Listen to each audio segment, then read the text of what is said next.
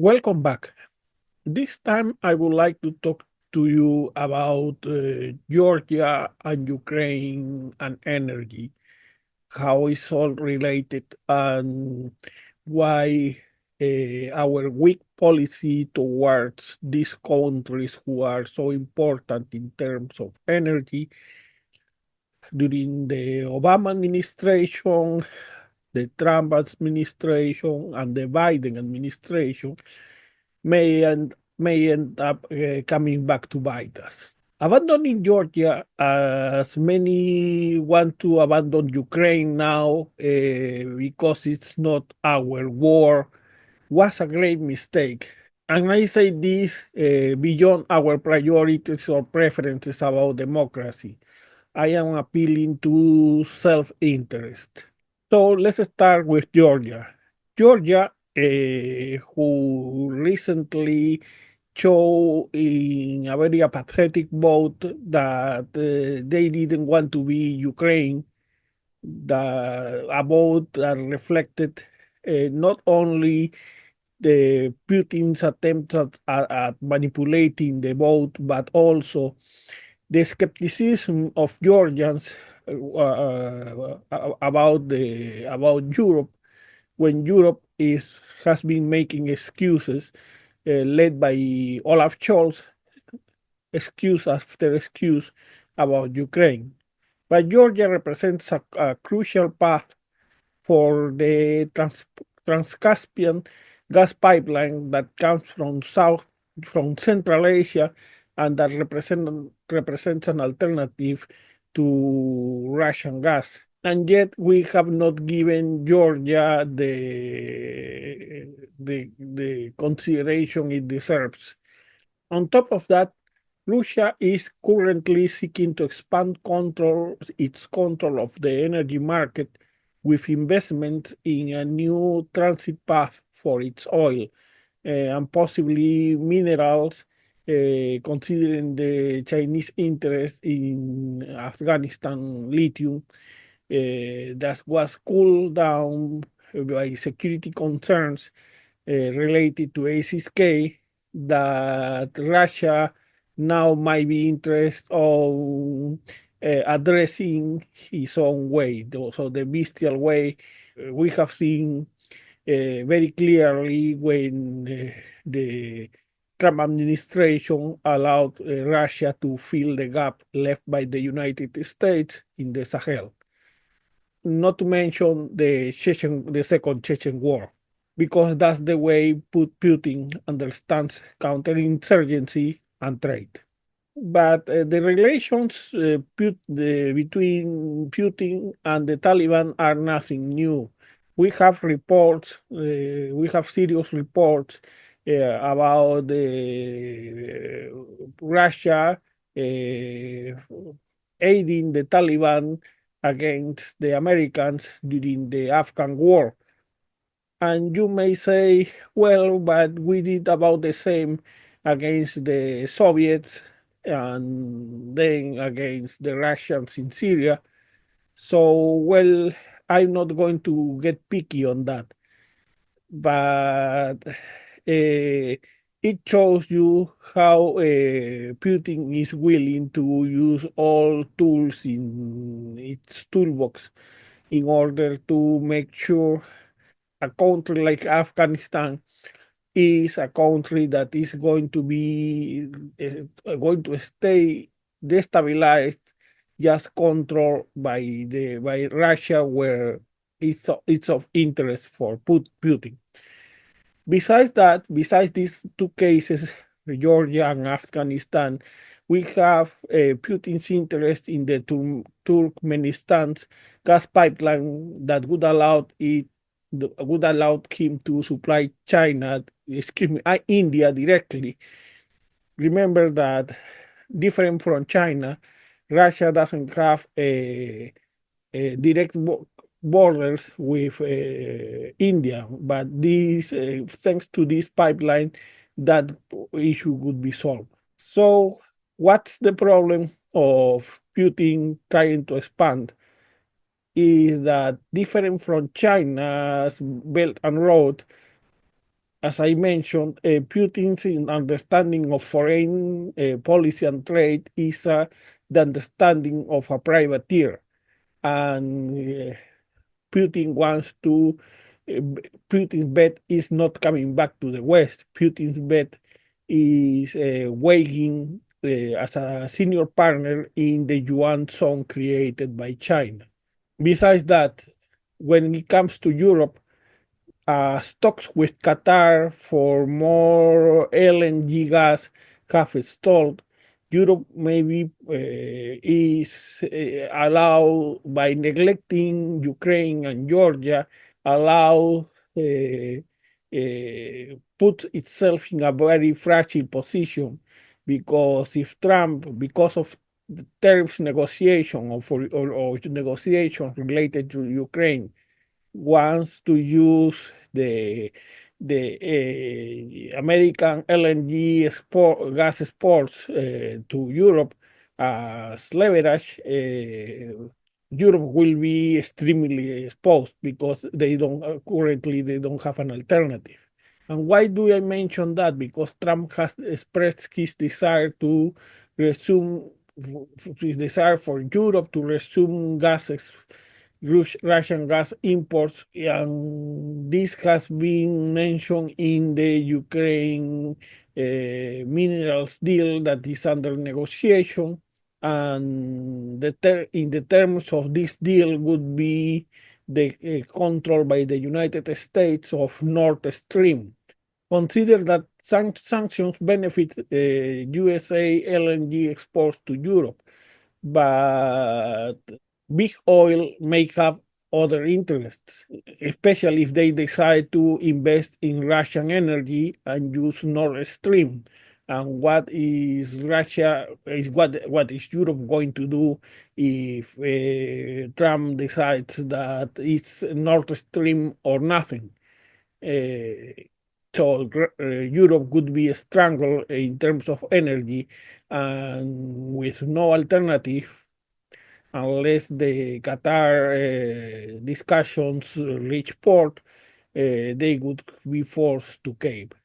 On top of that, Trump's ceasefire, this twisted ceasefire, has also found an opening in some German companies lobbying to go back to cheap Russian gas. And as I mentioned, Trump might use tariffs negotiations on top of the Ukraine mineral energy deal and or his ceasefire to put pressure on Europe if he decides that Europe must return to Nord Stream and so to Russian gas. So it surprises us that Trump is upset with European efforts to strengthen Ukraine militarily. Well, of course not, because it's very clear for whoever has been paying attention that he has been rooting for Russia since, let's be honest, since 2022. And recent events, including General Kellogg's declarations, show that he hasn't changed his mind. So, what should Europe do? Should Europe lose more time backing a ceasefire led by Trump instead of one led by Merz, at least on the shadows, because considering that he is not yet the German's chancellor?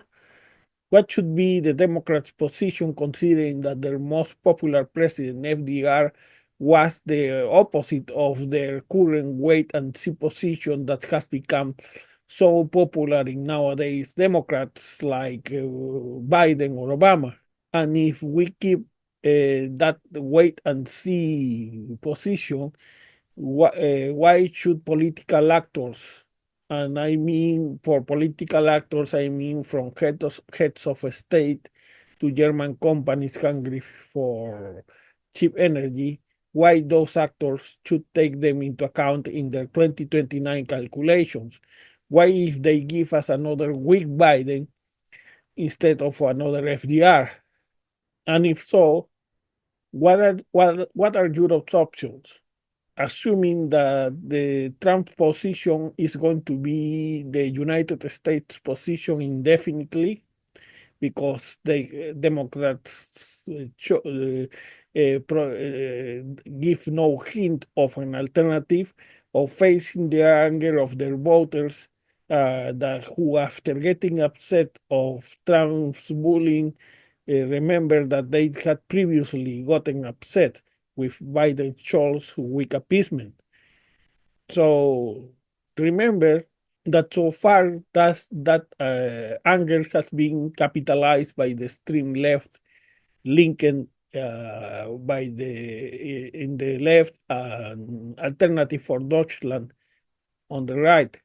So this is not an issue we should take lightly.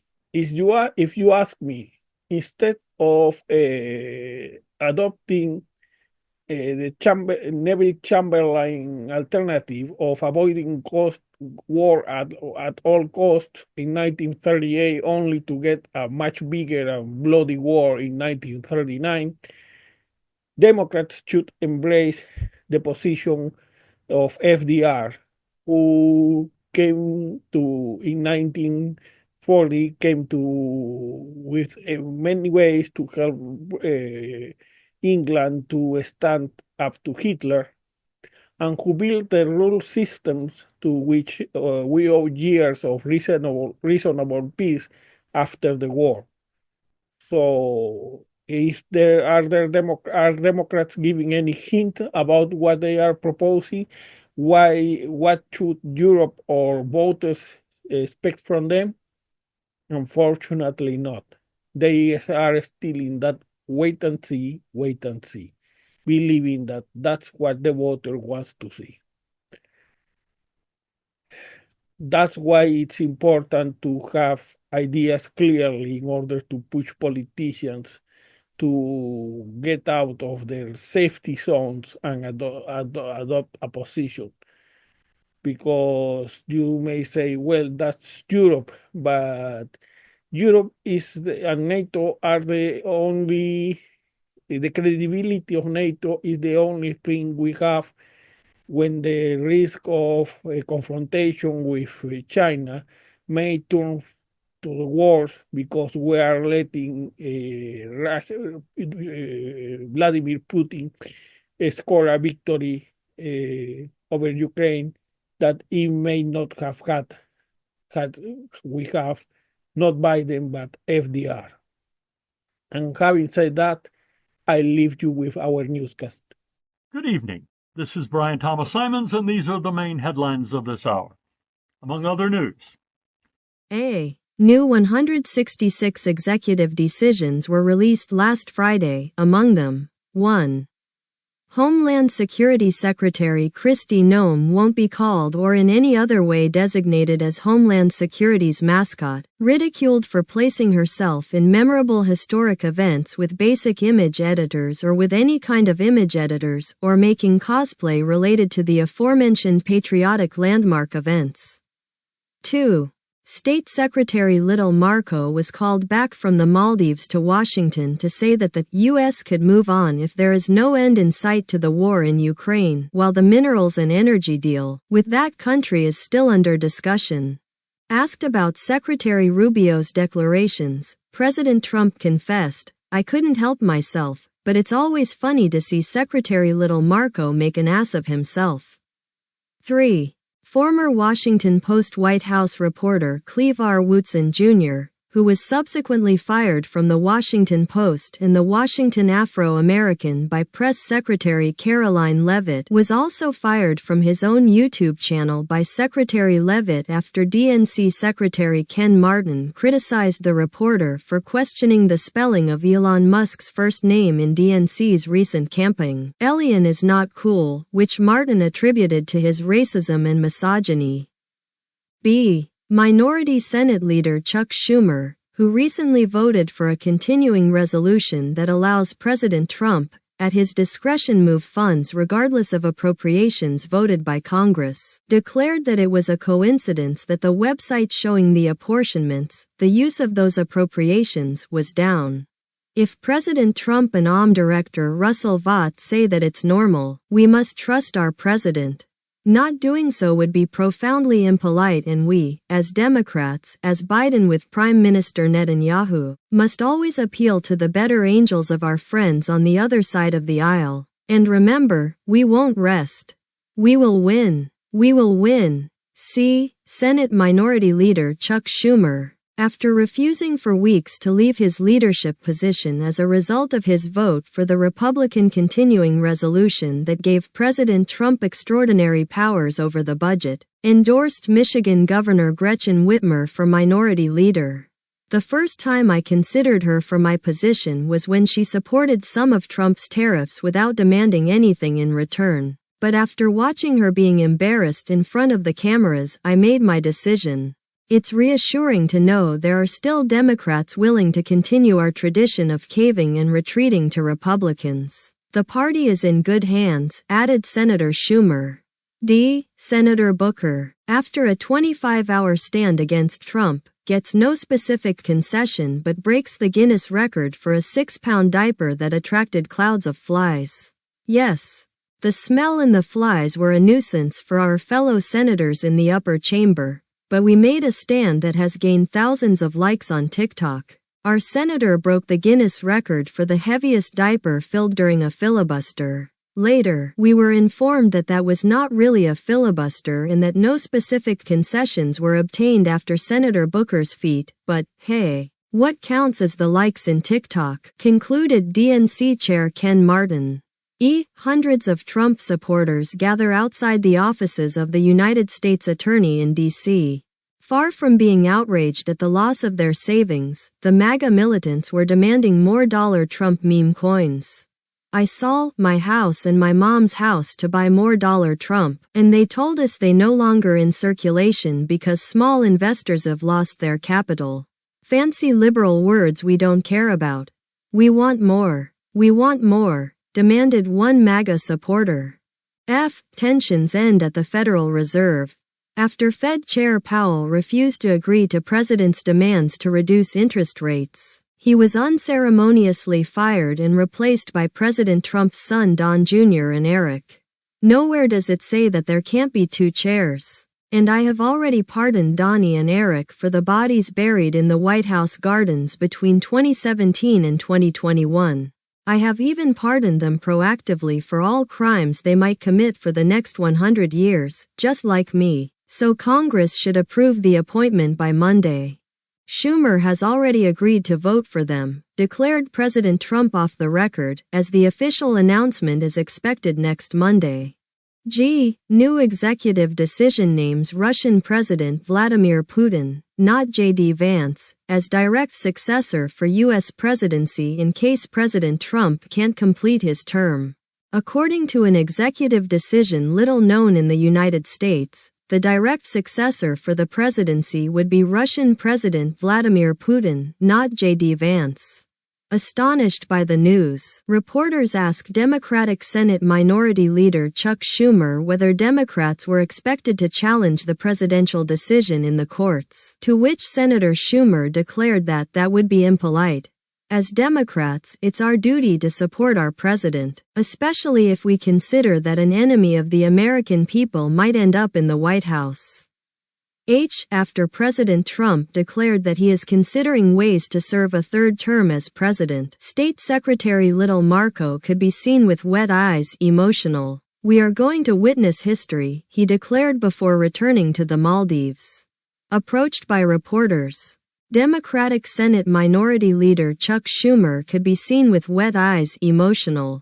We are going to witness history, declared the senator before adding, as I Democrat, I will condemn him with words that are viral on TikTok, but, as a Democrat, it's my duty to give him my vote without even demanding the smallest concession. Besides, I don't know why you are always asking me things like this and ignoring our campaigns. Like our campaign Elon Musk is not cool, and our campaign in favor of Rachel Zegler's Snow White movie.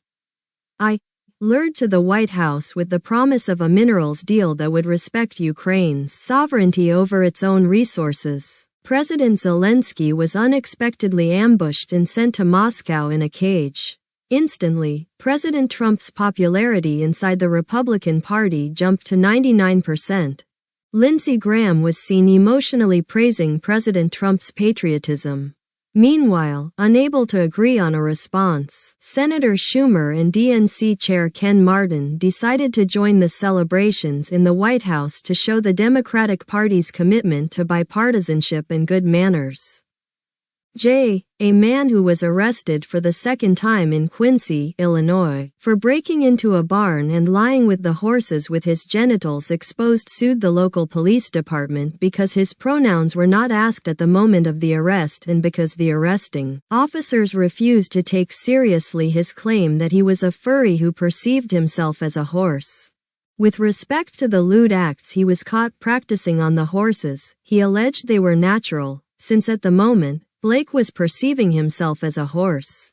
As a result of a settlement, Jack R. Blank, 39, will receive $100,000 from Adams County, and the arresting officers will be put on administrative leave and will have to go through gender sensitivity training.